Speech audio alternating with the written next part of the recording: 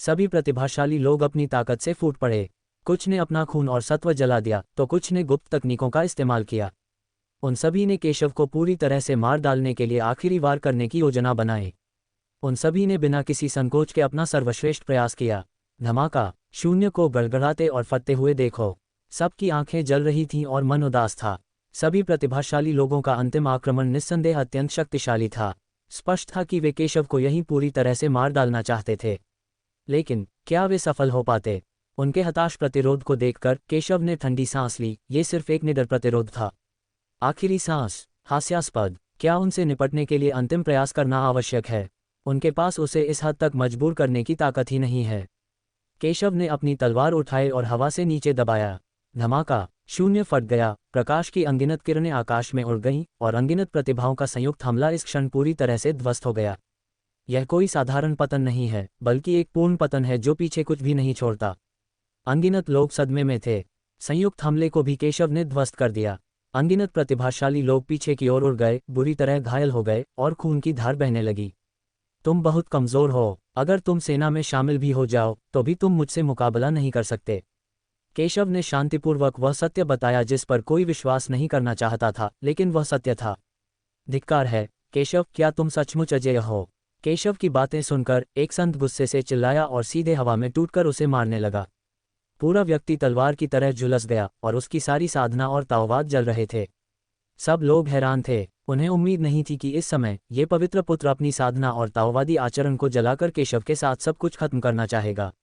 लेकिन कुछ प्रतिभाशाली लोग ये भी समझ गए कि दूसरे पक्ष ने उसकी सारी साधना और ताओवाद क्यों जला दिया, क्योंकि वह परेशान था और केशव की बातों को स्वीकार नहीं कर पा रहा था और पूरी तरह से शैतान के वश में था। आखिर वह एक प्रतिभाशाली व्यक्ति है। हालांकि वह प्रथम श्रेणी के राजवंशों के प्रतिभाशाली लोगों जितना अच्छा नहीं है, फिर भी उसकी अच्छी प्रतिष्ठा है। फिर भी केशव द्वारा उसे तुच्छ समझना स्वाभाविक है। मुझे अपनी जान की कीमत पर भी केशव को मारना होगा। आसमान में एक जोरदार आवाज हुई और शून्य फट गया। कई लोगों की आंखों में चुभन सी महसूस हुई और वे उदास हो गए। ऐसा लगा जैसे उन्होंने दूसरे पक्ष को तलवार की तरह आसमान से उठकर केशव की ओर वार करते देखा हो। केशव ने दूसरे व्यक्ति को शांति से देखा। यदि आप पहले मरना चाहते हैं तो मैं आपको वह दे दूंगा। उसकी नज़र में दूसरे पक्ष का व्यवहार मौत की तलाश की यात्रा से ज्यादा कुछ नहीं था, इसलिए स्वाभाविक रूप से वह इसे गंभीरता से नहीं लेगा। आकाश में तलवार फैल गई। टकराना। शून्य फट गया। प्रतिद्वंद्वी से निकलने वाली शक्ति धीरे धीरे लुप्त हो गई। केवल इस क्षण में लोगों ने स्पष्ट रूप से देखा कि दूसरे पक्ष का आंकड़ा केशव के सामने 3 फीट दबा हुआ था और उसका शरीर टूटे हुए चीनी मिट्टी के बर्तन की तरह इंच इंच करके विघटित हो रहा था। सभी दर्शक आश्चर्यचकित हो गए और उनकी आंखें चौड़ी हो गईं। एक संप्रदाय का पवित्र पुत्र अपने स्वयं के जीवन और साधना को नष्ट करने की कीमत पर केशव को थोड़ी सी भी चोट पहुंचाने में असमर्थ था। केशव, मेरे पास एक चाल है, कृपया इसे ले लो। एक अन्य प्रतिभाशाली व्यक्ति ने यह दृश्य देखा और बोला। ऐसा लग रहा था जैसे उसने सब कुछ छोड़ दिया हो, क्योंकि वह जानता था कि आज वह शायद बच नहीं सकता, इसलिए वह मौत से भी लड़ सकता है। शायद अभी भी बचने की संभावना होगी। कर सकना। केशव ने इसे सुना। केशव ने ये सुना और परवाह नहीं की। ये सुनते ही दूसरे पक्ष ने अपने हाथ से हथियार गिरा दिया और उसके शरीर पर आभा अचानक अड़चन को तोड़कर बढ़ गई। युद्ध में राज्य को तोड़ना। ये दृश्य देख रहे कई प्रतिभाशाली लोग आश्चर्य से चिल्ला उठे। उन्हें उम्मीद नहीं थी कि इतने दबाव में उसकी ताकत सचमुच टूट जाएगी। सभी समझ गए कि युद्ध में आगे बढ़ना कितना मुश्किल होता है। लेकिन इसमें कोई आश्चर्य की बात नहीं है। ऐसे प्रतिभाशाली लोगों के लिए अक्सर बस एक अवसर की कमी होती है। एक बार अवसर मिल जाए तो वे सफलता हासिल कर लेते हैं। ये व्यक्ति द्विध्रुवी संप्रदाय का पवित्र पुत्र है। प्रतिभा में वह कमजोर नहीं है। इस युद्ध में उसकी क्षमता जागृत हुई, जिससे वह बंधनों से मुक्त हो सका और एक ही झटके में सफलता प्राप्त करने का अवसर प्राप्त कर सका। केशव, मेरी चाल लो। सफलता के बाद उसका आत्मविश्वास दोगुना हो गया और वह हवा में उछल पड़ा। हालांकि वह प्रथम श्रेणी के राजवंश के शीर्ष प्रतिभाशाली लोगों जितना कुशल नहीं था, फिर भी मथुरा में उसकी प्रतिष्ठा कमजोर नहीं थी। उसने अपनी एक उंगली को तलवार की तरह इस्तेमाल किया और सीधे वार किया। उसकी उंगलियों में हल्की धार थी और वह अविश्वसनीय गति से गति पकड़ रहा था। किनारा अधिक उज्ज्वल और अधिक चमकदार हो गया, लेकिन उसका ताओवाद लुप्त होता हुआ प्रतीत हुआ और कमजोर होता गया।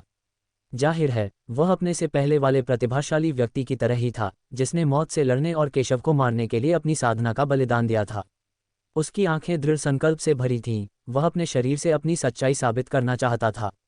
आकाश और पृथ्वी बुरी तरह से हिल रहे थे और उसके हाथों से भयानक विनाशकारी शक्ति निकल रही थी, जो भूस्खलन और सुनामी की तरह तेजी से फैल रही थी। ये कदम अभी तक लॉन्च नहीं किया गया है, लेकिन इसकी शक्ति धरती हिला देने वाली है। केशव ने तलवार को महसूस किया और उसकी आंखें शांत थीं। उसकी ताकत शानू से कम नहीं है, बल्कि उससे भी ज्यादा मजबूत है। काटना। जब वह केशव से केवल कुछ फीट की दूरी पर था, तो दूसरे पक्ष ने ठंडी आवाज निकाली। आवाज आकाश में ड्रैगन की दहाड़ जैसी थी। फिर उसने अपनी उंगली को तलवार की तरह इंगित किया और सीधे केशव को मार डाला, और अजेय तलवार की रोशनी अचानक फट गई। इस समय आकाश और पृथ्वी अंधकार में थे और सब कुछ हिंसक रूप से हिल रहा था। दूर खड़े अनगिनत दर्शक अवचेतन रूप से अपनी आंखें बंद कर रहे थे और आगे देखने की हिम्मत नहीं कर रहे थे। इस तलवार की ताकत इतनी जबरदस्त है कि यकीन करना मुश्किल है।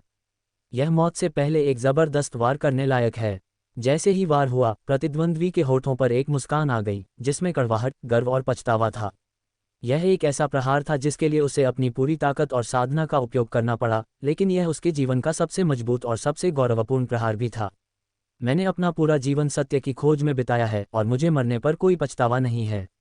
मैं मरने से पहले यह वार कर सकता हूं और मुझे मरने पर कोई पछतावा नहीं है। केशव के चेहरे पर शांति थी। हालांकि यह हमला शक्तिशाली था, उसकी नज़र में यह कमज़ोर था। उसने अपने हाथ में ली हुई किंगशुआन तलवार से लगातार 9 बार वार किया। दबंग और शक्तिशाली, उसकी ओर आती तलवार की रोशनी इतनी प्रभावशाली और चकाचौंध करने वाली है। हालांकि इससे पहले कि केशव बार बार तलवार की किरणों से वार करता, अंततः ये केशव के सामने अवरुद्ध हो गया और आगे नहीं बढ़ सका। तभी तलवार की रोशनी एक धमाके के साथ टुकड़ों में बिखर गई। यह एक ऐसी भावना है जिसके बारे में हर कोई उलझन में है। भले ही केशव गंभीर रूप से घायल हो गया था, फिर भी प्रतिद्वंद्वी की तलवार, जिसे उसने अपनी पूरी ताकत से घुमाया था, फिर भी केशव द्वारा अवरुद्ध कर दी गई थी। केशव बहुत शक्तिशाली है। दूरी पर प्रतिद्वंद्वी स्पष्ट रूप से एक पल के लिए स्तब्ध रह गया और फिर फूट फूट कर हंसा। मैंने कभी नहीं सोचा था कि मेरी सबसे गर्वित तलवार इतनी बेकार होगी। जब उसने केशव के साथ लड़ाई की, तो यह और भी स्पष्ट हो गया कि केशव जानबूझकर इसे स्वीकार कर रहा था। अन्यथा केशव एक तलवार से उसके हमले को आसानी से नष्ट कर सकता था। लेकिन यही बात उसे निराश और पछता रही थी। उसे इस बात का अफसोस था कि वह केशव का दुश्मन क्यों बन गया था। ये तलवार का वार पहले से ही बहुत कठिन है। अगर यह कुछ महीने पहले होता, तो मुझे इसे बेअसर करने के लिए अपनी पूरी ताकत लगानी पड़ती। केशव ने शांति से कहा। धन्यवाद। ये शब्द सुनकर दूसरे पक्ष ने ऊपर देखा और सीधे केशव की ओर देखा, ये समझते हुए कि यह उसके प्रति सम्मान दिखाया गया था। अगले ही पल ऐसा लगा जैसे उसकी आकृति अनगिनत वर्षों से बूढ़ी हो गई हो, उसकी त्वचा फट गई हो और झुर्रियों से ढक गई हो, और फिर एक मृत लकड़ी की तरह वह राख में बदल गया जो पूरे आकाश में तैरने लगी। केशव ने ये देखा और उसकी आंखें थोड़ी सिकुड़ गईं। उसने अपनी तलवार पूरी ताकत से घुमाई, जिससे उसकी सारी नई अर्जित साधना नष्ट हो गई, लेकिन ये घातक नहीं था। लेकिन फिर भी उसने स्वयं को समझने का निर्णय लिया। मैं उसके हाथों मरने से बेहतर मरना पसंद करूंगा। उसकी हड्डियों में गर्व और दृढ़ संकल्प स्पष्ट रूप से प्रकट होता है। दूसरे शब्दों में कहें तो यह उनके लिए मरने का सबसे सम्मानजनक तरीका था। यात्रा सुरक्षित हो। भले ही केशव ने उन्हें गंभीरता से नहीं लिया, लेकिन वह इस समय उनके प्रति थोड़ी प्रशंसा महसूस करने से खुद को नहीं रोक सका। केशव ने सीधे हमले की तरफ देखा, फिर मुस्कुराया और फिर हमला किया। उसकी हर हरकत में आत्मविश्वास और शांति झलक रही थी। तलवार घुमाओ और सीधे काट दो। सारी शक्ति एक तलवार में केंद्रित करो। एक तलवार। उसने अपनी ओर आ रहे हमले को काट डाला और चकनाचूर कर दिया। एक और तलवार ने 30 मील से भी अधिक दूरी से हो रहे भयंकर हमले को नष्ट कर दिया। टकरा जाना। शून्य में अनगिनत विस्फोटों की आवाजें गूंज रही थीं। ये दृश्य देखकर वे पुनः दंग रह गए। ये स्थिति उनकी कल्पना से बिल्कुल अलग है। तार्किक रूप से उनके पागलपन भरे हमलों के बाद क्या केशव को अभिभूत और थका हुआ नहीं होना चाहिए? यदि हालात और भी बदतर हो जाएं, तो भी क्या हम कठिन लड़ाई में रहेंगे? लेकिन अब वह शांत और सहज है, जैसे पानी में तैरती मछली। कोई भी हमला उसे कोई नुकसान नहीं पहुंचा सकता। लानत है, लानत है। ऐसा कैसे? कौन है ये? उसके पास इतनी भयानक शक्ति कैसे हो सकती है? सबको अपनी जिंदगी पर शक होने लगा। केशव चाहे कितना भी ताकतवर क्यों न हो, उसकी अपनी सीमाएं होनी चाहिए थीं। लेकिन केशव की कोई सीमा नहीं थी। उनका अभी भी हार मानने का कोई इरादा नहीं था और उन्होंने उन्मत्त होकर हमला किया, अपना खून, ताकत और जीवन जला डाला और सबसे शक्तिशाली प्रहार में अपनी सारी ताकत झोंकने का इरादा किया। यदि आप सफल नहीं हुए तो आप मर जाएंगे। टकरा जाना। उनमें से अनगिनत शक्तियां बेतहाशा फूट पड़ीं। इस समय वे सभी अत्यंत शक्तिशाली थीं। कहना ही होगा कि उनकी शक्ति कमजोर नहीं थी। मौत से पहले पागल हमले ने दिखाया कि शक्ति बेहद मजबूत है। गड़गड़ाहट। हमला सीधे केशव पर हुआ। हर कोई पागल सा दिख रहा था, केशव को नष्ट होते देखना चाहता था। अगर वे मर भी जाते तो केशव को अपने साथ ले जाना ही काफ़ी होता। हालांकि अगले ही पल उन सब की आंखें चौड़ी हो गईं। केशव की शक्ति ने तुरंत ही बढ़त हासिल कर ली और उनके हमलों को एक पल में नष्ट कर दिया, जिससे वे एक पल के लिए भी विरोध करने में असमर्थ हो गए। चाहे वे कितनी भी कड़ी लड़ाई लड़ें, नतीजा एक ही होगा, नष्ट करना। केशव की शक्ति ने उनके हमलों को नाकाम कर दिया। अगले ही पल उन्हें प्रतिरोध करने का भी मौका नहीं मिला और वे वहीं मारे गए। मरने से पहले वे सभी डर कर बोले, तो तुम बहुत शक्तिशाली हो। उन्हें अंततः समझ में आ गया कि केशव इतना शांत क्यों था। ये पता चला है कि केशव के पास पूर्ण शक्ति है। पूर्ण शक्ति के सामने सभी प्रतिरोध महत्वहीन हैं। यद्यपि वे बहुत शक्तिशाली हैं, फिर भी उनका हताशापूर्ण हमला उन्हें उसी क्षेत्र में अजेय बना देता है। हालांकि फिर भी ये शक्ति अभी भी केशव के सामने बेकार है। केशव एक ऐसे व्यक्ति हैं, चाहे प्रतिद्वंद्वी की ताकत कितनी भी मजबूत हो या उसके तरीके कितने भी शक्तिशाली हों, उसकी नज़र में वह अभी भी उसके सामने कोई मुकाबला नहीं है और एक भी वार का सामना नहीं कर सकता है।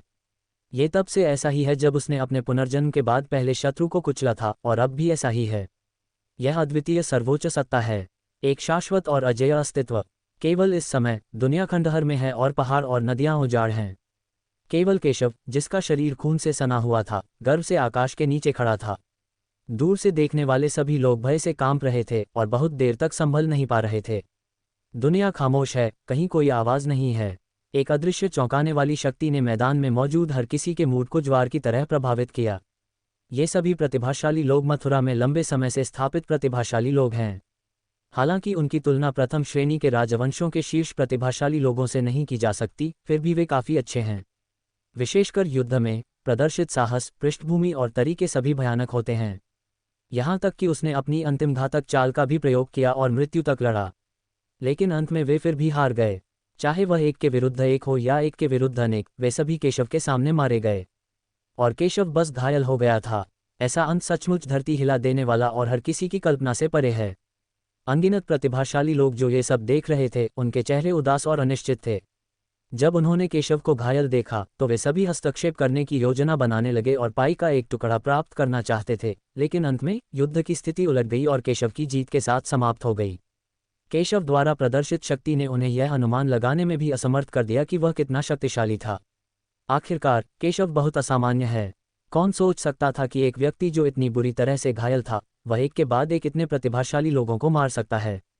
यहाँ तक कि युवन को भी इस अंत पर विश्वास करना थोड़ा मुश्किल लगा। मैं वास्तव में जीत गया। मैं सपना तो नहीं देख रहा हूं ना। ये बहुत मजबूत है। वहां जोरदार शोर मच गया, लहरों की तरह उठती और गिरती हुई। कई लोगों की आंखें उत्साह, समाधि और आश्चर्य से भरी थीं। बेशक लड़ाई अभी खत्म नहीं हुई है, क्योंकि मरने वाले सभी लोग शानू के अनुयायी प्रतिभाशाली लोग थे, लेकिन शानू मरा नहीं है। वह अब दूसरी ओर खड़ा है। अगर केशव अपने चरम पर होता तो मुझे डर है कि कोई भी यह विश्वास नहीं करता कि शानू केशव का प्रतिद्वंद्वी होगा, भले ही वह प्रथम श्रेणी के राजवंश का प्रतिभाशाली व्यक्ति हो। आखिरकार केशव ने उल्लेखनीय ताकत दिखाई, लेकिन अब केशव ने कुछ प्रतिभाशाली लोगों के साथ एक हताश लड़ाई लड़ी थी और गंभीर रूप से घायल हो गया था। कई लोगों को लगा कि केशव अभी भी टिके हुए हैं। यद्यपि वह आकाश में बहुत ऊंचा खड़ा था, फिर भी ऐसा लग रहा था कि वह किसी भी क्षण नीचे गिर सकता है। आखिरकार शानू एक अच्छे परिवार से आता है और निश्चित रूप से उसके हाथों में बहुत सारे कार्ड हैं। मुझे डर है कि वह केशव को मार सकता है और अंतिम विजेता बन सकता है। सब लोग, केशव सचमुच बहुत ताकतवर है, लेकिन वह अजेय नहीं है। अब वह गंभीर रूप से घायल हो गया है। मेरे साथ मिलकर उस पर हमला करो, उसे मार डालो, उसके खजाने को जब्त करो और यहाँ की विरासत को आपस में बांट लो। लीशिन का चेहरा शांत था और उसके विचार दिखाई नहीं दे रहे थे, लेकिन उसके शब्द प्रलोभन से भरे थे। हाँ, केशव वास्तव में बहुत शक्तिशाली है, लेकिन वह अजेय भी नहीं है। उसका क्षेत्र केवल स्वर्ण भ्रूण क्षेत्र है। जो व्यक्ति इन प्रतिभाशाली व्यक्तियों को एक हताश हमले से मारने में सक्षम था, उसकी सारी ताकत समाप्त हो गई होगी। अब मैं बस पकड़ रहा हूँ। अगर वह अभी कार्रवाई करे और केशव को मार डाले तो वह केशव से सर्वोच्च उत्तराधिकार प्राप्त कर सकता है। ये प्रलोभन से भरा है। हालांकि मैं घायल हूँ, फिर भी मेरे लिए तुम्हें मारना आसान है। क्या तुम कोशिश करने की हिम्मत कर सकते हो? केशव ने ये सुना, लेकिन उसे जरा भी परवाह नहीं थी। उसने शानू और अनगिनत प्रतिभाशाली लोगों को शांत भाव से देखा। हालांकि वह बुरी तरह घायल हो गया था, लेकिन शानू की ओर उसकी निगाह ने शानू की आंखें सिकोड़ दी और उसका दिल अनजाने में ही भारी हो गया। केशव, तुम बहुत घमंडी हो। शब्द सुनते ही एक आवाज़ सुनाई दी और अगले ही क्षण दूर से एक आकृति प्रकट हुई। दूसरे दर्जे के राजवंश का एक और पवित्र पुत्र, जिसका नाम युआन हाओ था। हाँ, यह एक अद्भुत लड़ाई है। मैं तो बस यहाँ से गुजर रहा था, मैं इसे कैसे छोड़ सकता था। भाई ली, क्या आप मेरी कुछ और तस्वीरें जोड़ना चाहेंगे? लाल चोगा पहने एक और प्रतिभाशाली व्यक्ति प्रकट हुआ। उसके पीछे प्रतिभाशाली लोगों का एक समूह था। इस व्यक्ति का नाम गौरेश था और वह भी किसी प्रथम या द्वितीय श्रेणी के राजवंश का प्रतिभाशाली व्यक्ति था। मैं पहले की लड़ाई से यहाँ आकर्षित हुआ था और यद्यपि मैं केशव की भयानक ताकत से हैरान था, मैं शानु द्वारा प्रस्तावित शब्दों से भी आकर्षित हुआ और हिल गया। दूर खड़े दर्शक ये दृश्य देखकर स्तब्ध रह गए।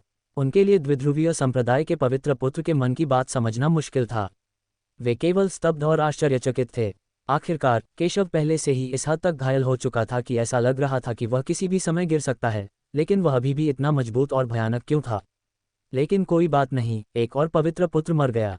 यद्यपि वह शीर्ष प्रतिभाओं जितना अच्छा नहीं था, उसकी ताकत और प्रतिभा भी अच्छी थी, लेकिन फिर भी वह यहीं मर गया। इस क्षेत्र में अब केवल कुछ ही प्रतिभाशाली लोग बचे हैं। इस समय केशव को देखो, भयभीत और घबराया हुआ लग रहा है। उनके दिल में बहुत पछतावा हो सकता है। उन्हें इस बात का अफसोस हो सकता है कि उन्होंने केशव से लड़ने का फैसला क्यों किया। आपकी किस तरह से मरने की इच्छा है? केशव ने शांति से कहा।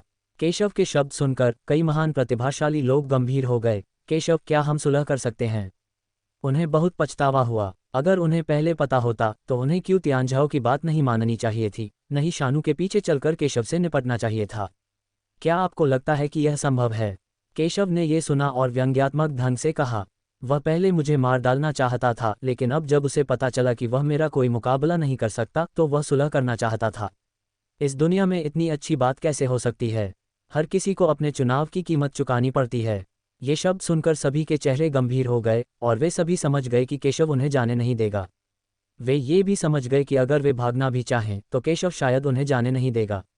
वे सब एक दूसरे की ओर देखने लगे। अब उन्हें कोई हिचकिचाहट नहीं हुई और मरने के दृढ़ संकल्प के साथ उन्होंने अपने जीवन का सबसे शक्तिशाली हमला किया। टकरा जाना। संसार में अनगिनत शक्तियां निरंतर प्रस्फुटित होती रहती हैं। हजारों मील के दायरे में फैला क्षेत्र पूरी तरह से एक टूटे हुए शून्य में बदल जाता है और उसमें से अनगिनत भयावह शक्तियां बेतहाशा प्रस्फुटित होती हैं। इस तरह की गति के साथ यह आश्चर्य की बात नहीं होगी यदि आप कहें कि यह तियानगांग शेंगवू स्तर पर शक्तिशाली लोगों के बीच लड़ाई थी। और यह अविश्वसनीय है कि ऐसे भयावह कृत्य कुछ युवाओं द्वारा किए गए। बूम, गड़गड़ाहट, धरती हिला देने वाली आवाज अभी भी सुनाई दे रही है। भयावह शक्ति से घिरे दूसरे पक्ष के चेहरों पर आत्मसंतुष्टि और पागलपन झलक रहा था। उनके जैसे प्रतिभाशाली लोग अपनी पूरी ताकत लगाने के बाद स्वाभाविक रूप से उत्कृष्ट हो जाते हैं और कुछ शक्तिशाली लोगों से कमतर नहीं होते हैं जो लंबे समय से प्रसिद्ध हैं। यह एक युवा प्रतिभा की शैली है। हालांकि ऐसा तब होता है जब आप गलत समय पर पैदा होते हैं। अन्य शीर्ष प्रतिभाओं का उल्लेख नहीं करना चाहिए, यहाँ तक कि उनके सामने केशव भी उनके जितना अच्छा नहीं है। केशव का सामना करते हुए वे केवल रुक सकते थे और निराशा में आहें भर सकते थे।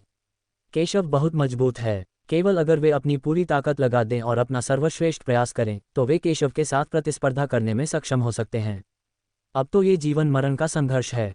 प्रतिभाशाली लोगों का एक समूह पागलपन की हद तक बोल रहा था। उनका लहजा काफी पागलपन भरा था, मानो नरक से निकलकर बुरी आत्माएं आ रही हों। ये तो स्वाभाविक है, उन्हें इतना बड़ा झटका लगा है। अब वो पूरा बदला लेना चाहते हैं। हालांकि जब उन्हें लगा कि वे जीतने वाले हैं तो अचानक उनके सामने एक अजीब दृश्य प्रकट हुआ। केशव ने उनके पागल हमलों को शांति से देखा और तलवार से हमला किया। तलवार कमजोर लग रही थी और आसानी से नष्ट हो सकती थी, लेकिन उनके भयानक हमले के सामने दमन की एक अवर्णनीय शक्ति तुरंत फूट पड़ी। इसने सीधे तौर पर उनके हमलों को विफल कर दिया और उन्हें चकनाचूर कर दिया और अंततः यह मौके पर ही फट गया और कोई अवशेष नहीं छोड़ा। चौंकाने वाला, पूरी तरह से हैरान, सारा दर्शक समुदाय मौन था। संपूर्ण युद्ध क्षेत्र शांत था। ऐसा हो ही नहीं सकता। मेरे सामने जो दृश्य है वह बहुत ही अतिरंजित है। प्रतिभाओं के एक समूह ने अपनी सारी ताकत झोंक दी और एक साथ मरने के विचार के साथ एक चौंकाने वाला हमला किया, लेकिन वे अभी भी केशव की तलवार के सामने पूरी तरह से ढह गए। और यह कोई साधारण पतन नहीं है, बल्कि एक पूर्ण पतन है जो पीछे कुछ भी नहीं छोड़ता। यह क्या दर्शाता है? इसका मतलब यह है कि भले ही केशव घायल हो, फिर भी वह अजेय है। उन्हें कुचल दो। उनका हताशापूर्ण हमला अभी भी केशव के लिए कोई मुकाबला नहीं था। इससे पहले जब उन्हें केशव के नाम के बारे में पता चला तो उन्होंने उसे गंभीरता से नहीं लिया, क्योंकि वे अच्छी प्रतिष्ठा वाले प्रतिभाशाली व्यक्ति थे। हालांकि अब वे सभी केशव से हार गए थे, जो एक तीसरे दर्जे के साधारण राजवंश के एक साधारण संप्रदाय से आया था और जिसे वे नीची नज़र से देखते थे। यह एहसास उस राजा जैसा है जो एक साम्राज्य पर राज करता है, लेकिन अंततः एक साधारण व्यक्ति से हार जाता है, जो इतना साधारण है कि उससे ज़्यादा साधारण हो ही नहीं सकता। यह अंतर का एहसास ज़मीन आसमान के अंतर जैसा है।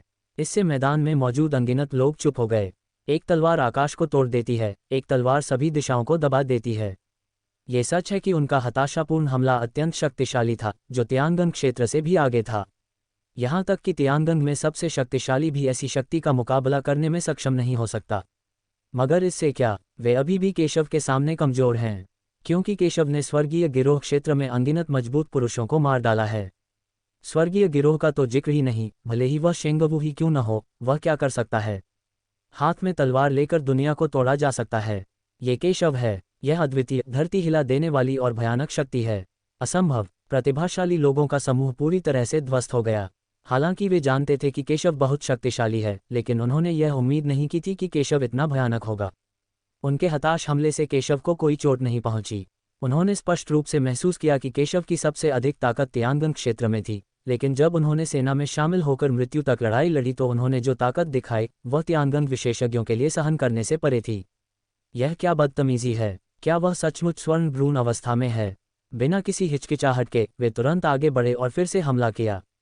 इस समय ढील देने की कोई गुंजाइश नहीं है।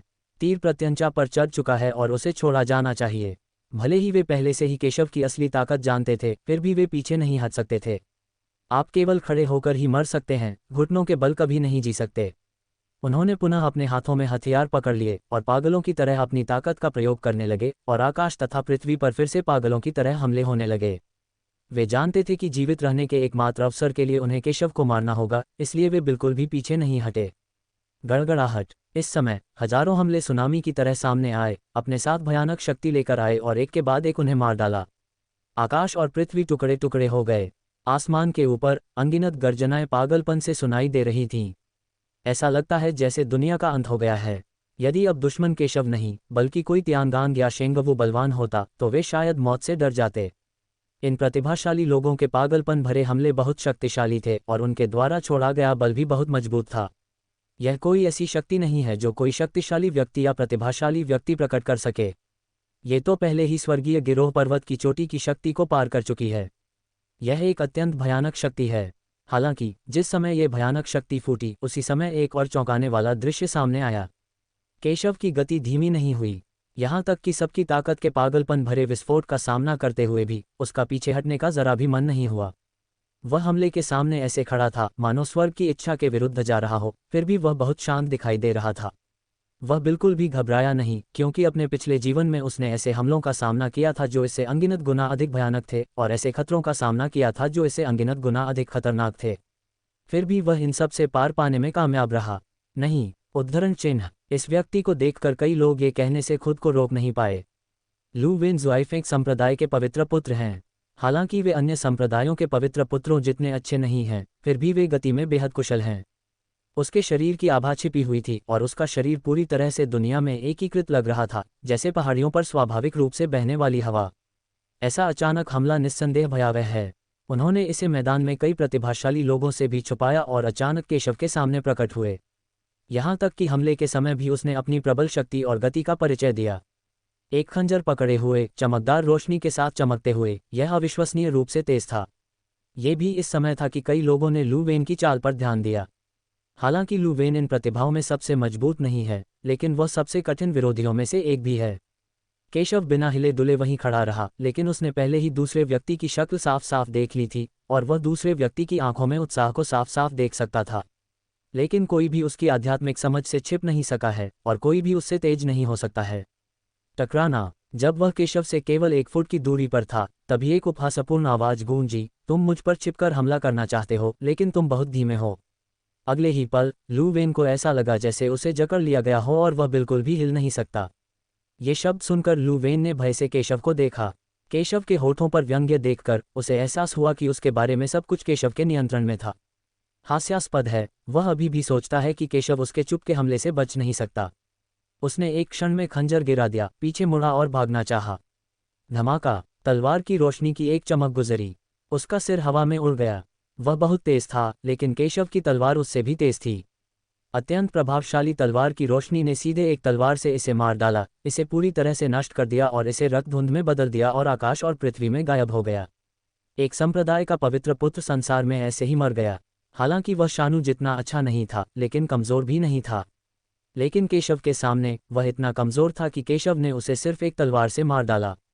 इस खूनी दृश्य ने क्षेत्र में मौजूद कई प्रतिभाओं को स्तब्ध कर दिया और सदमे से उनके चेहरे के भाव बदल गए। हालांकि वह गंभीर रूप से घायल था, फिर भी वह प्रतिद्वंद्वी के छिपे हुए हमले को भांपने में सक्षम था और उसने उसे एक ही तलवार से मार डाला। क्या केशव की ताकत सचमुच अपनी सीमा तक पहुंच गई है? जैसे ही मैंने ये सोचा, मैंने केशव की टूटी हुई और खून से सनी आकृति को थोड़ा हिलते हुए देखा। उसके होठों के कोने पर खून का निशान था। हालांकि उसने इसे जल्दी से मिटा दिया, फिर भी यह सभी को पता चल गया। यह एक शगुन जैसा था जिससे सबकी आंखें चमक उठीं। ऐसा लग रहा था कि केशव अब ज्यादा देर तक नहीं टिक पाएगा।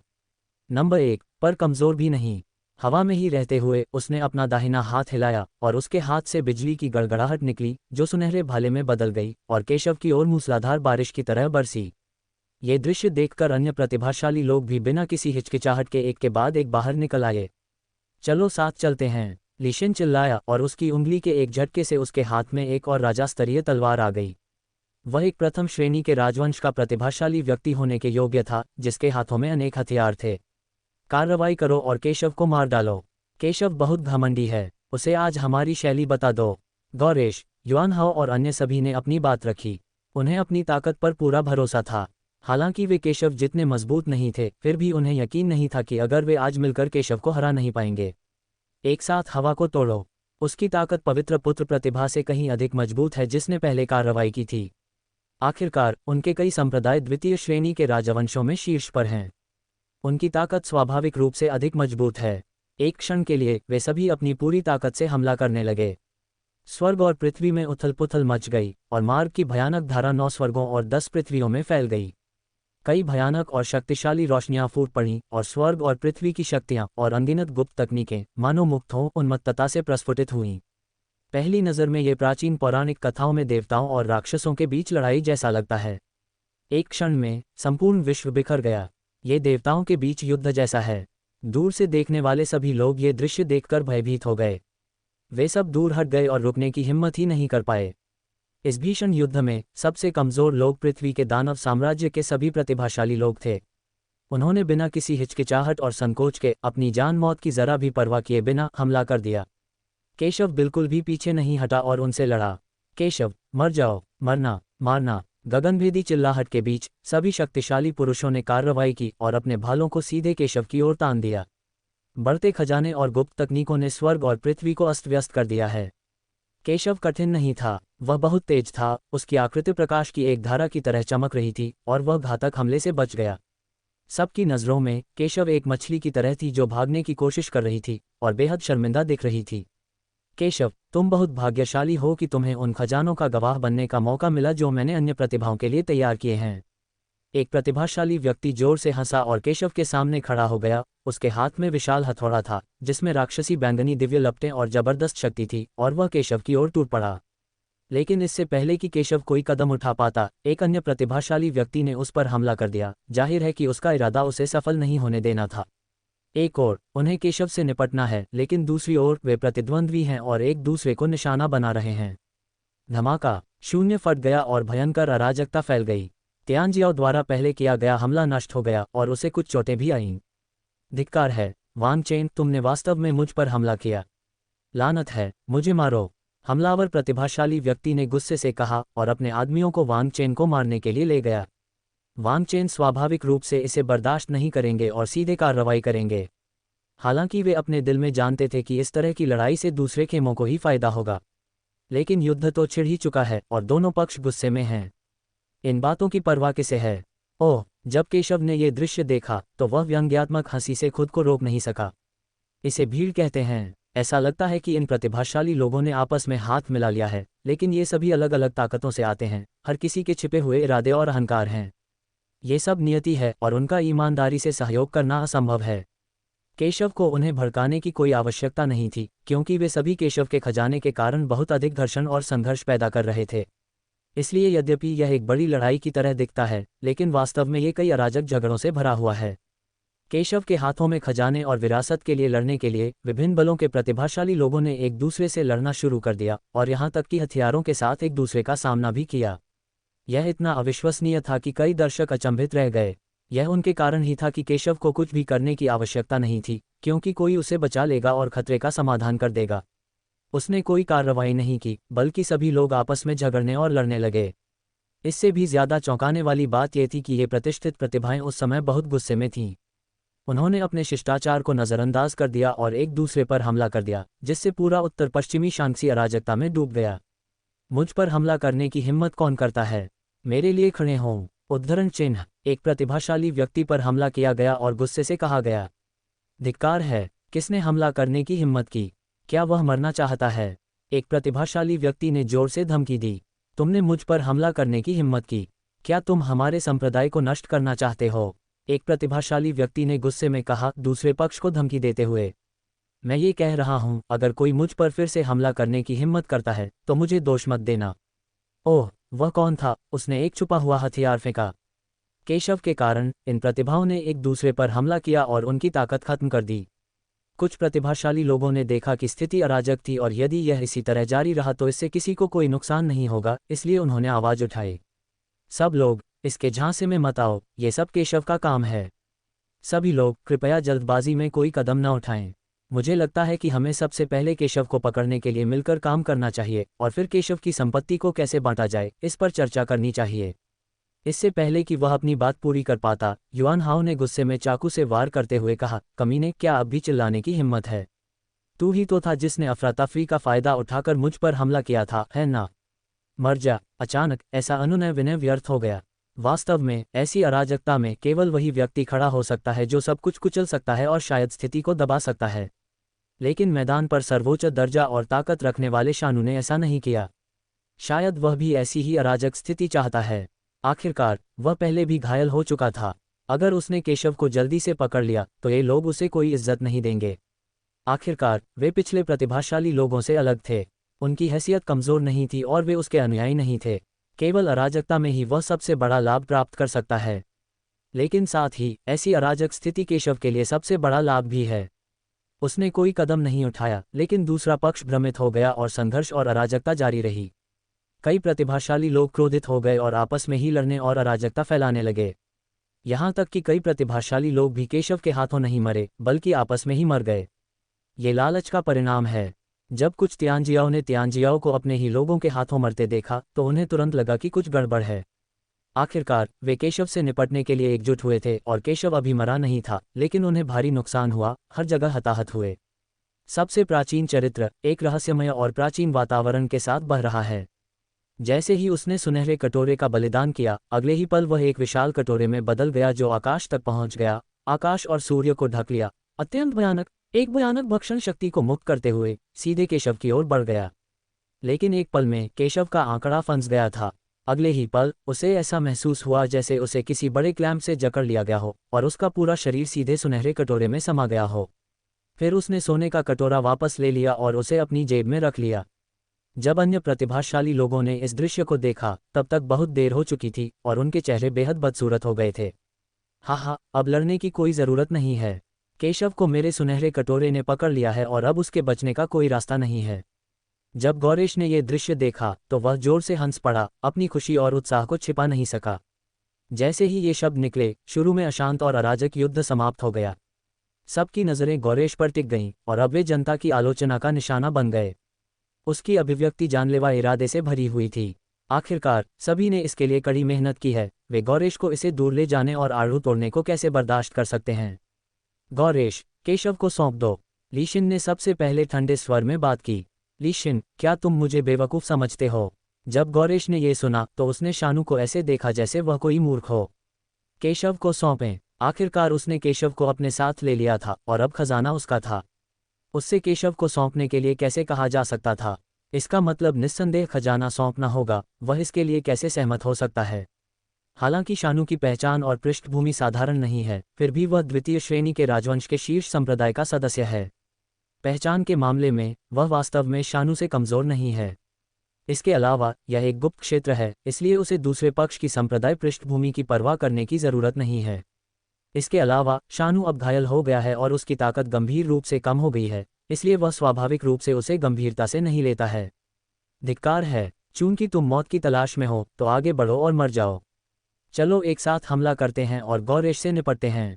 जब शानू ने यह सुना तो उसने एक क्रूर चेहरे के साथ कहा कि चूंकि इतने सारे प्रतिभाशाली लोगों ने गौरेश पर हमला किया था, इसलिए वह स्वाभाविक रूप से गौरेश को फायदा नहीं उठाने देगा। मारना, कार्रवाई करो और उसका सुनहरा कटोरा जब्त करो। अन्य प्रतिभाशाली लोग भी जोर से चिल्लाए और एक साथ हमला कर दिया। उनमें से प्रत्येक खून का प्यासा था। गौरेश की अभिव्यक्ति अचानक बदल गई और उसकी मुस्कान जम गई। जल्दी मुझे पीछे से कवर करने और उन्हें रोकने में मदद करो, गौरेश ने अपने साथी शिष्यों से कहा, फिर मुड़कर भाग गया। जब तक वह यहाँ से चला जाता है, भले ही उसे त्यानलुओं की विरासत न मिले, उसने कुछ अच्छे खजाने हासिल कर लिए हैं। भविष्य में वह निश्चित रूप से मथुरा और यहाँ तक कि पूरे महाद्वीप के सबसे शक्तिशाली प्रतिभाशाली लोगों में से एक बन जाएगा। तब तक उसे शानू और दूसरों की परवाह नहीं करनी पड़ेगी। ये सोचकर वह हंसने से खुद को नहीं रोक सका। केशव की मूल चोटें इस क्षण तुरंत ठीक हो गईं और उसके शरीर पर लगे खूनी घाव तुरंत गायब हो गए। इसके बजाय केशव से एक भयानक दबाव और अत्यंत शक्तिशाली आभा थी।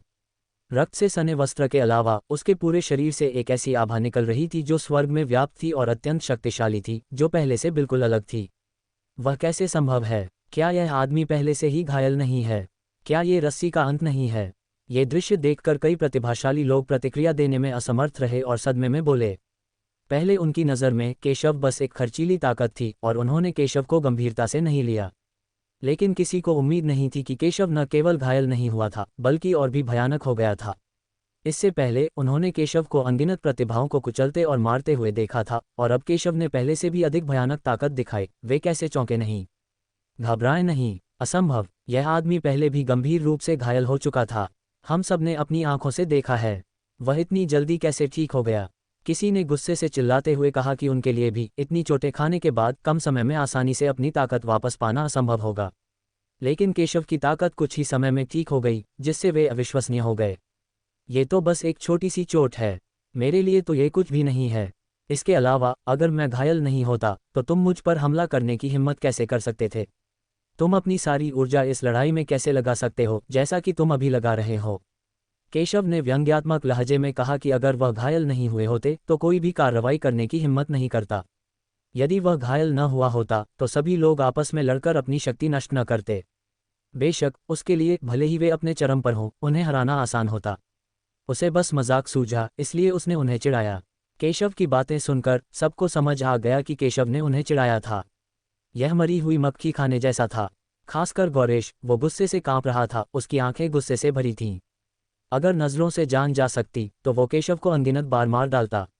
वह न केवल चिकन चुराने में असफल रहा, बल्कि चावल भी खो बैठा, और उसे इस तरह चिढ़ाया गया जिससे वह लगभग पागल हो गया। सब लोग, अगर हम साथ मिलकर काम नहीं करेंगे तो हम केशव से हार सकते हैं। मुझे उसकी ताकत के बारे में ज़्यादा कुछ कहने की ज़रूरत नहीं है, लीशिन ने उदास चेहरे से कहा। पहले तो उसने सोचा था कि स्थिति उसके नियंत्रण में है, लेकिन उसने पाया कि केशव उन सबको चिढ़ा रहा था। नई और पुरानी शिकायतों के साथ मिलकर उसे केशव से इतनी नफरत हो गई थी। तो फिर चलो एक साथ हमला करते हैं। पहले केशव को मार डालो और फिर बाकी बातों पर चर्चा करो। युआन हाओ ने भी इस समय बात की, ये समझते हुए कि केशव से निपटना सर्वोच्च प्राथमिकता थी। कर सकना, चलो एक साथ केशव पर हमला करते हैं। सभी प्रतिभाशाली लोगों ने सिर हिलाया। हत्या का इरादा आसमान तक बढ़ रहा था और वे सभी केशव को मारना चाहते थे। ये देखकर केशव बहुत शांत हो गया और शांति से बोला, मैंने आपके क्रोध को पूरी तरह से भड़काने में बहुत समय बर्बाद किया। स्वाभाविक रूप से मुझे अपनी तलवार को तेज करने की आवश्यकता है। जैसे ही उसने बोलना समाप्त किया, उसके हाथ में अरोड़ा तलवार प्रकट हुई और तलवार की धार गूंज उठी, जो स्वर्ग और पृथ्वी में गूंज उठी। एक बड़ा युद्ध छिड़ने वाला है। दुनिया में केशव ने अकेले ही प्रतिभाशाली लोगों के एक समूह का सामना किया, लेकिन उसकी गति बिल्कुल भी कम नहीं हुई। उसका शरीर बिजली की तरह गरजा और एक भयानक शक्ति ज्वार की तरह उमड़ी, जिसके बाद एक धमाका हुआ। यद्यपि वह केवल स्वर्ण भ्रूण क्षेत्र में है, उसकी आभा स्वर्गीय ज्ञान पवित्र मार्शल के बराबर है। तथाकथित शीर्ष प्रतिभाशाली लोग उसकी नज़र में कुछ भी नहीं हैं, क्योंकि वह दुनिया का सबसे मजबूत प्रतिभाशाली व्यक्ति है। इस समय जानलेवा इरादे ज्वार की तरह उमड़ पड़े, आसमान अंधेरा छा गया और धरती उदास हो गई। सभी ने केशव की ताकत महसूस की, लेकिन कोई पीछे नहीं हटा। इस बिंदु पर दोनों पक्ष पहले ही मौत की लड़ाई के बिंदु पर पहुंच चुके हैं और आज केवल एक पक्ष ही बच सकता है। केशव, मर जाओ, मरना, हम तुम्हें कभी नहीं जाने देंगे। प्रतिभाशाली लोगों का एक समूह चिल्लाया और हमला करने के लिए सेना में शामिल हो गया। धमाका, दिव्य आभा उठती है और अनमोल प्रकाश आकाश में उड़ता है। दुनिया में अनगिनत राजा स्तरीय हथियार बुलाए गए जो बेहद भयानक हमले कर रहे थे। एक के बाद एक बेजोड़ मार्शल आर्ट की गरज, आसमान में तबाही का सैलाब उमड़ पड़ा। ऐसा लग रहा था कि पूरी दुनिया ढह रही है, मानो वह ऐसी शक्ति का सामना नहीं कर सकती। विशेष रूप से दिशा के अंतिम चरण में वे प्रतिभाशाली लोग, जिनकी ताकत तियांगन के ताकतवर लोगों के बराबर है, प्रत्येक एक दूसरे की तुलना में अधिक भयानक है, और यह आश्चर्य की बात नहीं है कि उनके द्वारा उपयोग की जाने वाली मारक चालें तियांगन के ताकतवर लोगों को भी मार सकती हैं। ये सही है, भले ही उन्होंने केशव की प्रतिष्ठा के बारे में सुना था, फिर भी उन्होंने उसे गंभीरता से नहीं लिया, क्योंकि उनमें लगभग इतनी ताकत है। धमाका, भीड़ के हमलों का सामना करते हुए केशव की अभिव्यक्ति शांत रही, न तो दुखी और न ही खुश। वह कभी पीछे नहीं हटे, बल्कि एक कदम आगे बढ़कर सभी का सामना किया। किंगशुआन तलवार ऊंची थी, उनके राजा स्तरीय हथियारों की तुलना में केशव की किंगशुआन तलवार कमजोर लग रही थी। हालांकि किसी हथियार की ताकत उसके स्तर से नहीं, बल्कि उसके इस्तेमाल करने वाले की ताकत से तय होती है। यदि उपयोगकर्ता की शक्ति बहुत अधिक प्रबल हो, तो घास का एक तिनका भी सूर्य, चंद्रमा और तारों को काट सकता है। अरोड़ा तलवार स्पष्ट रूप से गाती थी, और जब तलवार को काटा जाता था तो वह दुनिया की सबसे चमकदार तलवार की रोशनी की तरह होती थी, जो आकाश और पृथ्वी को रोशन कर देती थी। जैसे ही केशव ने अपनी तलवार से वार किया, आकाश और पृथ्वी फट गए और अंतरिक्ष हिंसक रूप से कांप उठा। एक तलवार की ऊर्जा जो 1000 फीट लंबी थी, जिसमें अंतहीन तलवार की मंशा थी, वह दुनिया को अलग करने की ताकत के साथ बह गई। धमाका, केशव की तलवार और प्रतिभाशाली लोगों का संयुक्त आक्रमण एक दूसरे से टकराया, मानो प्रलय का दिन आ गया हो। स्वर्ग और पृथ्वी अचानक ढह गए और उनसे अनंत विनाशकारी शक्तियां बेतहाशा फैल गईं। पूरी दुनिया सफेद हो गई। इस प्रहार से अनगिनत हमले नष्ट हो गए। कोई नहीं जानता कि केशव की तलवार ने कितने हथियार नष्ट कर दिए। विशेष रूप से कई कमजोर प्रतिभाओं के लिए ये तलवार एक विनाशकारी झटका है। नहीं, मैं जीवित रहना चाहता हूँ। ऐसा मत करो। कुछ कमजोर प्रतिभाशाली लोग केशव के हमले का सामना नहीं कर सके और केवल अनिच्छा से विलाप कर सके और अंततः केशव की तलवार से मारे गए। हालांकि ये तलवार भीड़ की शक्ति को भेद नहीं पाए और जल्दी ही विलीन हो गई। फिर भी कुछ शक्ति केशव तक पहुंच गई। जैसे ही ये भयानक परिणाम केशव पर छाए, केशव का शरीर गंभीर रूप से घायल हो गया और वह शून्य में कई कदम पीछे हट गया। मेरे शरीर में सारी ऊर्जा और रक्त हिंसक रूप से बढ़ने लगा। दूर से केशव को हमले को रोकते हुए देखकर कई प्रतिभाशाली लोग अविश्वास की अभिव्यक्ति के साथ अपनी आंखें चौड़ी करने से खुद को नहीं रोक सके। तुम्हें पता है, ये प्रतिभाशाली लोग पिछले लोगों की तुलना में अनगिनत गुना अधिक शक्तिशाली हैं और उनकी ताकत और भी अधिक भयानक है। उन्हें विश्वास था कि उनकी संयुक्त शक्ति तियांगन क्षेत्र में किसी को भी मारने के लिए पर्याप्त थी, लेकिन अब आमने सामने के टकराव में उनके हमलों को अभी भी केशव ने रोक दिया था। भले ही केशव कुछ कदम पीछे हट गया था और थोड़ा शर्मिंदा दिख रहा था, फिर भी वह अवरुद्ध था। इससे केशव को ज्यादा चोट भी नहीं पहुंची। उनमें और पहले कार्रवाई करने वाले प्रतिभाशाली लोगों में क्या अंतर है? उनमें से कोई भी केशव का विरोधी नहीं है। धमाका, युद्ध फिर से छिड़ गया और यह और भी ज्यादा जोरदार था। आखिरकार सबके पास पहले भी एक मौका था, लेकिन अब केशव को गौरेश ने छीन लिया था। उनके पास अब कोई मौका नहीं था, इसलिए स्वाभाविक रूप से वे अब और नहीं रुक सकते थे। कुछ ही सांसों में उसी कबीले का प्रतिभाशाली व्यक्ति जो गौरेश का अनुसरण कर रहा था, मौके पर ही मारा गया। गौरेश कुछ ही दूर जा पाया था कि उसे घेर लिया गया। लानत है, क्या तुम लोग मेरे हुनयुवान संप्रदाय के साथ युद्ध शुरू करने की कोशिश कर रहे हो? गौरेश ने बदसूरत अभिव्यक्ति के साथ धमकी भरे अंदाज में कहा। सामान्य परिस्थितियों में हर कोई इस तरह के खतरे से थोड़ा सावधान रहता, लेकिन उपस्थित सभी प्रतिभाशाली लोगों की पृष्ठभूमि अलग अलग है। शानू जैसे प्रथम श्रेणी राजवंश के प्रतिभाशाली लोगों का तो कहना ही क्या। इसके अलावा यदि यह बाहर होता तो भी सभी को थोड़ा सावधान रहने की आवश्यकता होती, लेकिन यहाँ तो कोई नियम ही नहीं है। इसके अलावा आज हर कोई इतना खून का प्यासा है, कौन परवाह करेगा? गौरेश को मार डालो। धिक्कार है, एकमात्र हुनयुवान संप्रदाय इतना घमंडी है। उसे मार डालो। गौरेश की धमकी सुनकर कई प्रतिभाओं ने ठंडी सांस ली और गौरेश पर हमला कर दिया। गौरेश ने गोलाबारी को आकर्षित किया और उसकी जगह उस पर बेतहाशा हमला किया गया। सभी ने बिना किसी हिचकिचाहट के हमला कर दिया। गौरेश का चेहरा बेहद बदसूरत लग रहा था और बिना किसी हिचकिचाहट के उसने अपने हाथ में सोने का कटोरा फेंक दिया। क्या ही सौभाग्य, क्या ही अवसर या क्या ही खजाना! यदि आप इसे अभी नहीं छोड़ते तो आप निश्चित रूप से मर जाएंगे। यद्यपि वह काफी शक्तिशाली था, फिर भी उसे यकीन नहीं था कि वह इतने भयानक हमले का सामना कर पाएगा। इसलिए उसने एक क्षण में ही खजाना छोड़ दिया। आखिरकार यदि आपके पास पैसा है भी तो भी यह बेकार है यदि आपके पास इसे खर्च करने के लिए जीवन नहीं है। धमाका। गौरेश को सुनहरा कटोरा फेंकते देख सभी के चेहरे बदल गए और वे सभी सुनहरे कटोरे की ओर दौड़ पड़े। हर कोई सोने के कटोरे के लिए उन्मत्त होकर दौड़ा। गौरेश ने इस अवसर का फायदा उठाकर जल्दी से घेरे से बाहर निकल गया। प्राप्त करें। लेकिन इस समय अपनी सुरक्षा सुनिश्चित करने के बाद गौरेश ने उपहास किया, एक गुप्त तरीका अपनाया और आवाज लगाई। अगले ही क्षण कई शक्तिशाली लोगों द्वारा छीना गया स्वर्ण कटोरा उसकी ओर दौड़ा। वह सोने का कटोरा कैसे छोड़ सकता था? उसने उसे बड़ी मुश्किल से जीता था। अरे, मैं तो जाल में फंस गया। गौरेश, तुम मरने के लायक हो। ये दृश्य देखकर सभी के चेहरे बदल गए और वे गुस्से से चिल्लाने लगे। वे सभी गौरेश द्वारा मूर्ख बनाए गए थे। उनकी नज़र में गौरेश इस समय केशव से ज्यादा मरने के लायक है। अगर मैं इसे नहीं पा सकता तो आप भी इसे नहीं पा सकते, युआन हाओ ने गंभीर भाव से कहा और अपनी आस्तीन लहराते हुए दिव्य प्रकाश से घिरी एक लंबी तलवार उड़ी और एक पल में सुनहरे कटोरे की ओर वार किया।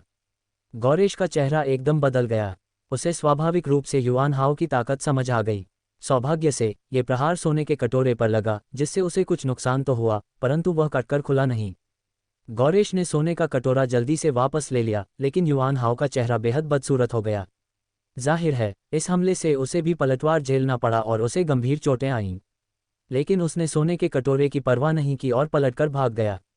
जब तक हम यहाँ से चले जाएंगे सब कुछ पर्याप्त होगा। गौरेश, यही रहो। धत्तेरी की। ये दृश्य देखकर अन्य सभी प्रतिभाशाली लोग गुस्से में चिल्लाए। गौरेश को रोकने की कोशिश की, लेकिन वे स्पष्ट रूप से एक कदम बहुत देर से थे। बस मेरा इंतजार करो, जब मैं केशव को सुधार लूंगा तब मैं तुमसे हिसाब बराबर कर लूंगा। गौरेश ने सभी की धमकियां सुनी और तिरस्कार के साथ कहा, ये तो बताने की आवश्यकता ही नहीं कि वे उसके लिए परेशानी खड़ी करने आए थे। यदि वे उसके लिए परेशानी खड़ी न भी करते तो भी वह उन्हें जाने नहीं देता। लेकिन ठीक इसी समय जब वह विजयी होकर भागने ही वाला था, टकराना। एक जोरदार धमाका। उसका सुनहरा कटोरा सीधे फट गया। भयानक विनाशकारी शक्ति इतनी शक्तिशाली थी कि उसने गौरेश को उड़ा दिया। उसके मुंह से खून बहने लगा और वह अविश्वास से उस दृश्य को देखने लगा। आखिर हुआ क्या था? लगभग उसी समय केशव का आंकड़ा दृश्य पर फिर से प्रकट हुआ। क्षेत्र को दिलचस्पी से देख रहे हैं। जाहिर है मैदान पर सब कुछ उनके नियंत्रण में है। बेशक वह गौरेश को उसे ले जाने नहीं दे सकता था। इस अचानक दृश्य ने न केवल गौरेश को अविश्वसनीय बना दिया बल्कि कई प्रतिभाओं को भी स्तब्ध कर दिया। वे सभी जानते थे कि गौरेश का सुनहरा कटोरा किस तरह का खजाना था। यहाँ तक कि युआन हाओ के पिछले हमले ने भी उस पर बस कुछ निशान छोड़े थे, उसे नष्ट नहीं किया था। ये खजाना इतना प्रसिद्ध है कि अगर कोई शक्तिशाली तियांगंग संत योद्धा भी इसे छीन ले तो वह तुरंत अपनी शक्ति खो देगा और फिर वध का शिकार बन जाएगा। 3 दिनों के भीतर वह राख में बदल जाएगा। लेकिन अब यह खजाना सीधे नष्ट हो गया था, या क्या इसे केशव ने नष्ट कर दिया था, जो गंभीर रूप से घायल था और अपनी सारी शक्ति खो चुका था? कोई इस पर कैसे विश्वास कर सकता है? आप। गौरेश स्तब्ध रह गए और सदमे में केशव को देखा। पता नहीं वास्तव में क्या हुआ। उसे ऐसा महसूस हुआ जैसे उसका सिर गड़बड़ हो गया है। अगर मैं सचमुच तुम्हें भागने दूं तो इस लड़ाई में कोई मजा नहीं रहेगा। केशव ने यह सुना और शांति से कहा, ऐसा लगता है कि मैदान में अराजकता उनकी लड़ाई और लालच के कारण है, लेकिन वास्तव में ये केशव की मंगनी और हस्तक्षेप है जो सभी को एक दूसरे के साथ लड़ने का कारण बनता है। यह अराजकता पूरी तरह से उसके नियंत्रण में थी। खेल। ये बातें सुनकर झाओ चांग इतना गुस्सा हुआ कि उसे खून की उल्टी आ गई। क्या ये मजाक है? केशव को भारी नुकसान उठाना पड़ा, जिसमें एक साथी शिष्य की मृत्यु भी शामिल थी, और उसने स्वयं सोने के कटोरे जैसे खजाने से इसकी कीमत चुकाई और अब वह गंभीर रूप से घायल हो गया था। क्या ये सब सिर्फ केशव की शरारत है? ये सोचकर वहां उपस्थित सभी प्रतिभाशाली लोगों के चेहरे अत्यंत कुरूप हो गए। वे मूर्ख नहीं हैं, लेकिन मैं मैदान पर स्थिति से इतना अभिभूत था कि मेरे पास इसके बारे में सोचने का समय नहीं था और मैंने इन विवरणों पर बिल्कुल भी ध्यान नहीं दिया। यदि कोई उन्हें स्थिति की याद भी दिलाता तो भी वे अपने स्वार्थ के कारण इसकी परवाह नहीं करते। लेकिन अब जब उन्होंने ध्यान से सुना और केशव की बातें सुनी तो उन्होंने लगभग स्थिति का अनुमान लगा लिया। उनके हाव भाव अत्यंत भद्दे हो गए। केशव, क्या तुम हमें चिढ़ा रहे हो? एक बुद्धिमान व्यक्ति ने गुस्से में कहा कि केशव की वजह से उन्हें भारी नुकसान हुआ और कुछ हासिल नहीं हुआ। अब उन्हें पता चल गया था कि केशव उन्हें हमेशा से तंग करता आया है। वे नाराज कैसे न होते? केशव ने शांत भाव से चारों ओर देखा। खैर, मैं अब और दिखावा नहीं करूंगा। मैं ईमानदार होने जा रहा हूं। मैं पहले भी तुम सबको चिढ़ा रहा था। केशव ने इसे बहुत ही स्पष्ट रूप से स्वीकार किया, लापरवाही से कहा, और इसे बिल्कुल भी गंभीरता से नहीं लिया, क्योंकि यह सब तो उसका मजाक मात्र था। अब और दिखावा नहीं करते। तस्लीम, आपको तंग करूंगा। केशव की बातें सुनकर शानू का चेहरा भी बेहद बदसूरत हो गया। उसे हमेशा लगता था कि वो सबका फायदा उठा रहा है, लेकिन उसे उम्मीद नहीं थी कि केशव इस मौके का फायदा उठाकर उन्हें चिढ़ाएगा। जब इन प्रतिभाशाली लोगों को केशव चूहों की तरह चिढ़ा रहा था तो वे क्रोधित क्यों नहीं हो सकते थे। मुझे लगता है कि तुम सब मुझे मारना चाहते हो। संयोग से मेरे मन में भी यही विचार है। केशव ने ये सुना और शांति से कहा। सभी को मुस्कुराते हुए देखते हुए कई प्रतिभाशाली लोगों को बिल्कुल भी गंभीरता से नहीं लिया, भले ही उनकी ताकत पहले से भी अधिक भयानक थी। अब मैं जी भर कर हत्या करूंगा। जैसे ही उसने बोलना समाप्त किया, एक भयानक आभा उसके पीछे सीधे आकाश में फैल गई, जिससे आकाश और पृथ्वी का रंग बदल गया और शून्य अस्त व्यस्त हो गया। गति पहले से ही बहुत तेज थी, लेकिन केशव की तुलना में यह उल्लेख करने लायक नहीं थी। केशव की गति सचमुच तेज है। केशव ने अपने सामने घातक चाल से परहेज किया, अवरुद्ध खजाने को पीछे हटा दिया और सीधे दुश्मन पर हमला किया। मरना। केशव ने अपने सामने खड़े प्रतिभाशाली व्यक्ति को ठंडी नजरों से देखा और अपनी तलवार से वार कर दिया। प्रतिद्वंद्वी भी कमजोर नहीं था, लेकिन केशव के हमले के सामने वह शक्तिहीन था और प्रतिरोध करने में असमर्थ था। जिस क्षण उसने इसे महसूस किया, केशव का हमला पहले ही उन तक पहुंच चुका था। धमाका। तलवार के एक झटके से उसके सामने खड़े कई प्रतिभाशाली लोग पल भर में वहीं मर गए। उनमें केशव का विरोध करने की कोई शक्ति नहीं थी। झंकार। एक चांदी के भाले ने केशव के हमले को रोक दिया। ये जिंग्यांग संप्रदाय का पवित्र पुत्र है। वह बहुत शक्तिशाली है और उसमें स्वर्गीय सांसारिक दुष्टों जैसी भयानक शक्ति है। उसकी शक्ति शानू, गौरेश और अन्य से कम नहीं है। वह पूरे मथुरा में एक प्रसिद्ध व्यक्ति हैं, लेकिन केशव के लिए ऐसी बाधाएं पर्याप्त नहीं हैं। बहुत दुर्बल। जैसे ही उसने एक कदम आगे बढ़ाया, लंबी तलवार ने एक भयानक तलवार की रोशनी को चीर दिया, सीधे उसके सामने अवरुद्ध लंबे भाले को दूर धकेल दिया, जिससे जिंग्यांग संप्रदाय के पवित्र पुत्र को पीछे की ओर उड़ने के लिए मजबूर होना पड़ा।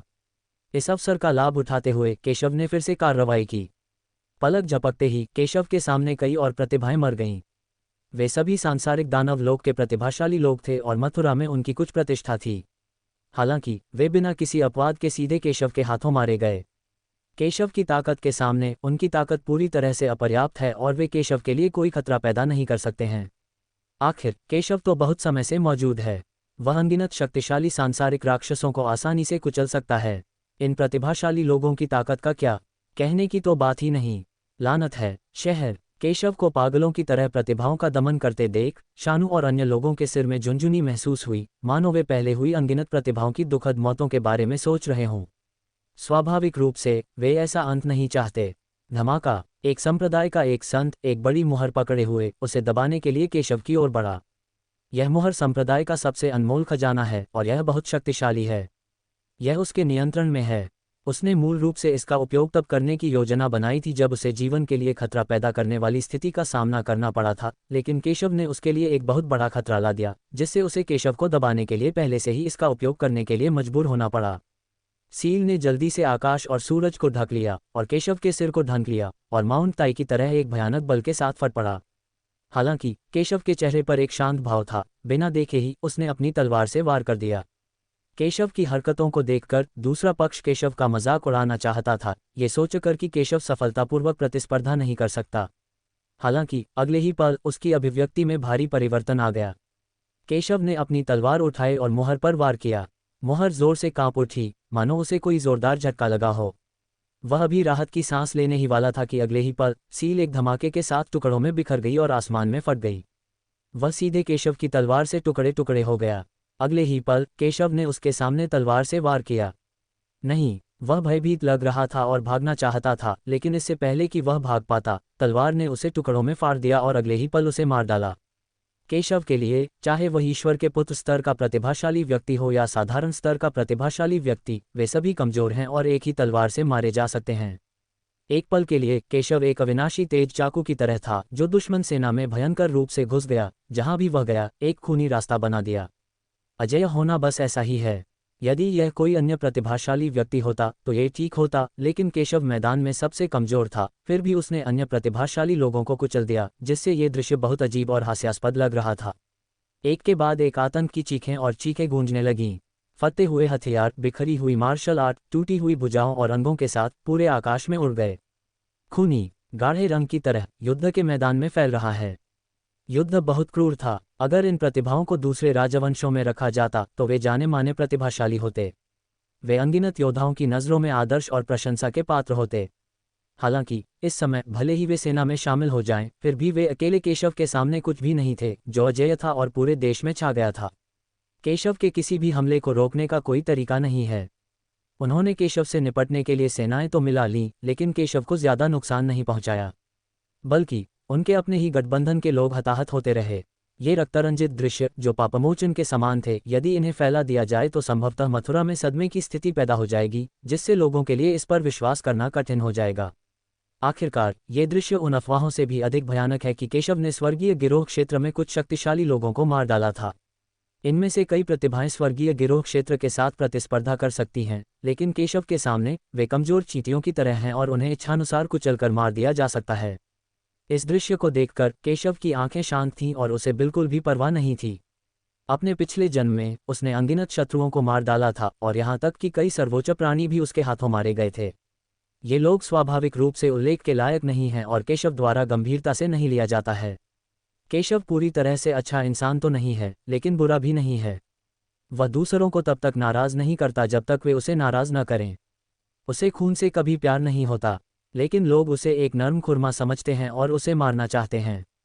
तो फिर उसे जानलेवा इरादे रखने का इल्ज़ाम मत लगाओ और उन्हें मार डालो। ये सब केवल यही कहा जा सकता है कि वे इसके हकदार हैं। मैं क्रोध से भर गया हूँ और आज मैं अपने सभी शत्रुओं को मार डालूंगा। मैं तब तक नहीं रुकूंगा जब तक मैं उसे पूरी तरह से मार नहीं देता। दुनिया में केशव अपनी तलवार लेकर आगे बढ़ा। हालांकि वह अकेला था, फिर भी उसने लोगों को ऐसा एहसास दिलाया जैसे उसने पूरी भीड़ को दबा रखा हो और उसके पास बेजोड़ शक्ति हो।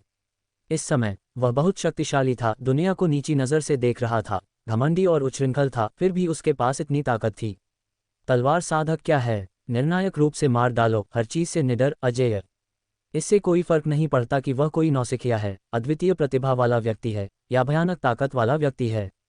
तलवारबाजी का अभ्यास करें। आप जो साधना करते हैं वह सर्वोच्च तलवार मार्ग है। आप जो खोजते हैं वह स्वतंत्रता और सहजता है, और आप जो काटते हैं वह दुर्भावना और घृणा के बंधन हैं। दुनिया उसे गंभीरता से नहीं लेती, दुनिया उसे एक नर्म खुरमा समझती है, दुनिया उससे खजाना छीनना चाहती है, दुनिया उससे निपटना चाहती है, लेकिन केशव को इन सब की परवाह नहीं है, क्योंकि वह तलवारबाज है। उसने इन लोगों को बिल्कुल भी गंभीरता से नहीं लिया। लेकिन फिर भी यदि बहुत अधिक जू होंगी तो मुझे खुजली होगी, विशेषकर जब ये चींटियां एक साथ इकट्ठी होती हैं तो वे और भी अधिक घृणित होती हैं। इसलिए आज वह इस युद्ध का उपयोग अपने अधिकार को स्थापित करने के लिए करना चाहता है। मुर्गे को मारने के लिए उनके खून का उपयोग करके बंदर को डराना चाहता है और दुनिया को चेतावनी देना चाहता है। देखते हैं भविष्य में कौन उसे उकसाने की हिम्मत करता है।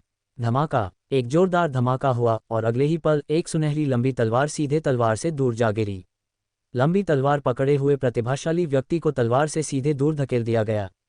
इस मौके का फायदा उठाकर केशव ने अपनी तलवार घुमाई और उसके सामने खड़ा प्रतिभाशाली व्यक्ति फिर से मारा गया। हालांकि उसकी ताकत कम नहीं थी, फिर भी उसके पास केशव का विरोध करने की शक्ति नहीं थी। अजेय गति, चीखें गूंजती रहीं, खून उड़ रहा है। युद्ध शुरू हुए अभी कुछ ही समय हुआ है और केशव के हाथों दर्जनों से अधिक प्रतिभाशाली लोग मारे गए हैं। केशव की गति इंद्रधनुष की तरह थी, बिना किसी कमी के, बिना किसी नुकसान के वह एक बार में 100 को हरा सकता था और अजेय था। पूरे दर्शकों को देखते हुए केवल शानु, गौरेश, युआनहाओ और अन्य प्रतिभाएं ही प्रतिस्पर्धा कर सकती हैं। लेकिन अगर वे सेना में शामिल हो भी जाएं तो भी वे केशव को दबा नहीं सकते। केशव से निपटने की तो बात ही छोड़ दीजिए। वास्तव में शुरू से ही केशव ने उन्हें गंभीरता से नहीं लिया। चाहे उनमें से कितने भी आ जाएं, केशव के लिए वे सिर्फ चींटियों का एक समूह हैं। वह इससे निपट सकता है चाहे वह कोई भी साधन अपनाए। कुछ ही समय में अनगिनत प्रतिभाएं उनके सामने दुखद रूप से मर गईं और दुनिया लाशों और खून के समुद्र में बदल गई। इस दुखद दृश्य ने प्रतिभाओं को बेहद पागल और क्रोधित कर दिया। इनमें से कई प्रतिभाशाली लोग इसी संप्रदाय के शिष्य हैं। इस बार वे कलगिरी गुप्त क्षेत्र की विरासत के लिए यहाँ आए थे, लेकिन उन्हें इतनी भारी क्षति की उम्मीद नहीं थी। संत पुत्रों के स्तर के कई प्रतिभाशाली लोगों ने केशव को मारने और उसके अहंकार को दबाने के लिए खजाने और गुप्त तकनीकों को नियंत्रित करने की कोशिश की। लेकिन केशव बहुत शक्तिशाली है। दुनिया में वह पृथ्वी पर युद्ध के देवता की तरह है, शक्तिशाली और भयानक। हर हमला सब कुछ कुचल देता है, आकाश को चीर देता है और उनके हमलों को नष्ट कर देता है। उनकी गति अत्यधिक थी और अपने चरम पर पहुंच गई। वह जंगल में पैर रखकर तारों को नष्ट कर सकता है। दुनिया में उसके जैसा कोई नहीं है। अजेय का क्या अर्थ है? इसे कहते हैं अजेय। स्वर्ग की इच्छा के विरुद्ध जाने का क्या अर्थ है? इसे स्वर्ग की इच्छा की अवहेलना कहा जाता है। केशव इतना भयानक है कि कोई भी उसे रोक नहीं सकता। हर बार जब कोई प्रतिभा प्रकट होती है तो एक और प्रतिभा मर जाती है। अंततः संत पुत्रों के स्तर के प्रतिभाशाली लोग केशव के हाथों एक के बाद एक मरते हैं। ये संत अपने वंशों में सर्वोच्च स्थान रखते हैं। कोई भी उन्हें भड़काने की हिम्मत नहीं करता, कोई भी उन्हें चोट पहुंचाने की हिम्मत नहीं करता। लेकिन केशव के सामने कोई अंतर नहीं है। कुछ ही सांसों में केशव के हाथों कई संत प्रतिभाएं मर गईं। यह एक और मौका था। इस समय गौरेश, जो पहले गंभीर रूप से घायल हो चुका था, तलवार के हमले से घिरा हुआ था। उसने एक तीखी और भयानक चीख निकाली और अंततः केशव ने तलवार से उसे मार डाला और उसकी आत्मा नष्ट हो गई। गौरेश इस क्षेत्र के सबसे मजबूत लोगों में से एक हैं, लेकिन क्योंकि उन्होंने पहले भी जनता का गुस्सा भड़काया था, इसलिए उनकी ताकत को काफी नुकसान पहुंचा है। लेकिन अब भी उनकी मृत्यु ने वहां उपस्थित सभी लोगों को स्तब्ध कर दिया है। इतना मजबूत गौरेश जैसे प्रतिभाशाली व्यक्ति की प्रथम श्रेणी के राजवंश में भी एक मजबूत और शक्तिशाली स्थिति होती, लेकिन उसे केशव ने एक ही तलवार से मार डाला। केशव के चेहरे पर शांति थी। उसके लिए गौरेश को मारने और दूसरी चींटियों को मारने में कोई फर्क नहीं था। आज यहाँ उपस्थित प्रत्येक व्यक्ति के पास केवल एक ही रास्ता है, मृत्यु। कुछ ही क्षणों में इस क्षेत्र में शामिल हुए आधे से अधिक प्रतिभाशाली लोग खो गए। हर कोई मूल रूप से आत्मविश्वास से भरा था, ये सोचकर कि भले ही केशव घायल न हो, फिर भी वे अपनी संख्या के साथ केशव को दबा सकते हैं। लेकिन जैसे जैसे लड़ाई आगे बढ़ी, कई प्रतिभाशाली लोगों के मनोबल को गहरा धक्का लगा। हर कोई हैरान और क्रोधित था, उनके दिल कांप रहे थे, ये सब स्वीकार करने में असमर्थ। ये प्रतिभाशाली लोग अज्ञात लोग नहीं हैं, उनकी प्रतिभा और ताकत बेजोड़ है। उनके हाथों में बहुमूल्य खजाने भी थे, लेकिन वहीं वे सभी सीधे केशव द्वारा सिर्फ एक तलवार से मारे गए।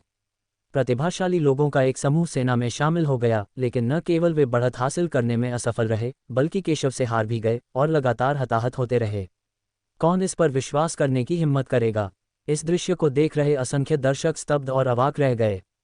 केशव अप्रत्याशित रूप से इतना शक्तिशाली, उनकी प्रतिष्ठा सचमुच अच्छी तरह से योग्य है।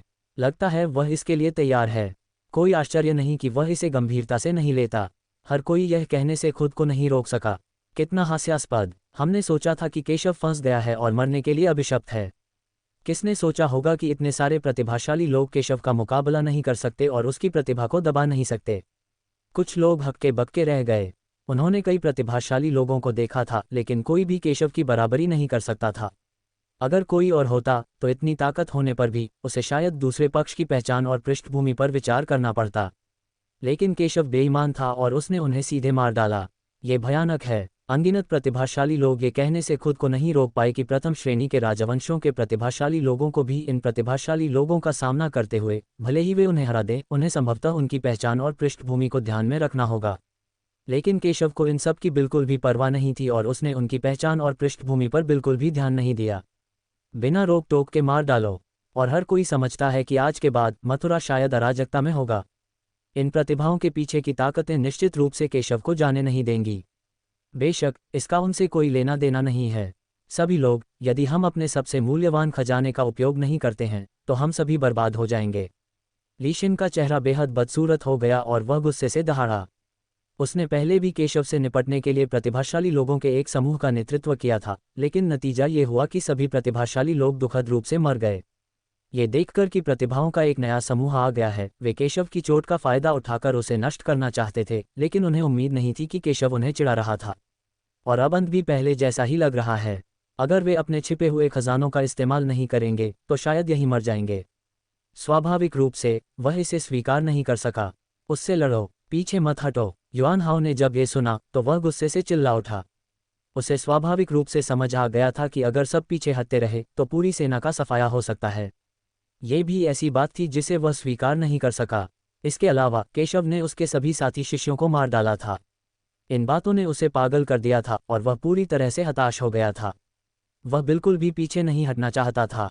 अगर वह केशव को मार सकता था तो उसकी हर कीमत चुकानी पड़ती।